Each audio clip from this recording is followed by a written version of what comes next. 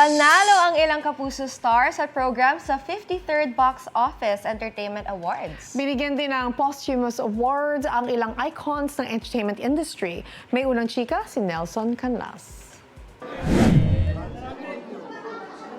Binigyang pagkilala ang ilang kapuso sa 53rd Guillermo Mendoza Memorial Scholarship Foundation Box Office Entertainment Awards. Itinanghal na phenomenal box office king si Alden Richards. Natanggap din ang kanyang pelikulang Hello Love Again ang Best Ensemble Acting for Movies.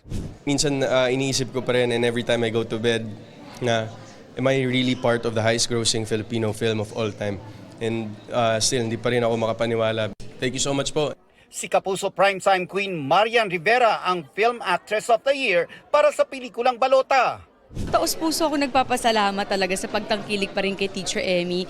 Sabi ko nga, dun ko na-realize na after ko gawin si Teacher Emmy, ito pala yung hinahanap ng diwa ko. Yung makagawa ko ng isang pelikula na malalim, may saysay, at may layunin. Movie Supporting Actor of the Year naman si Ruru Madrid para sa pelikulang Green Bones, nakatay si Joros Gamboa. Very grateful po sa parangal na ito. Pangalawang award ko na po ito para sa Green Bones. Kaya, nako, maraming salamat po. Sana po marami pang ganito.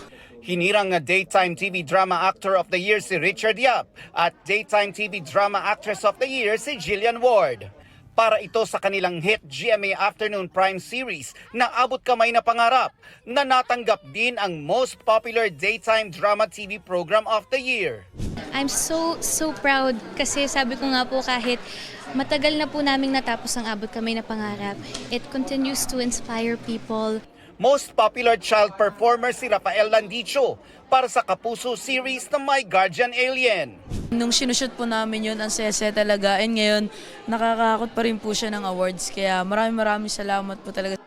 Hinirang na Most Popular TV Program for News and Public Affairs ang 24 Oras. At Search Reality Game Show ang Family Feud.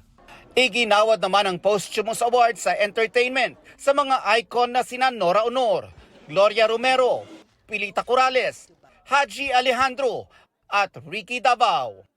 Ito ang unang balita. Nelson Canlas para sa GMA Integrated News. Igan, mauna ka sa mga balita, mag-subscribe na sa GMA Integrated News sa YouTube para sa iba't ibang ulat sa ating bansa.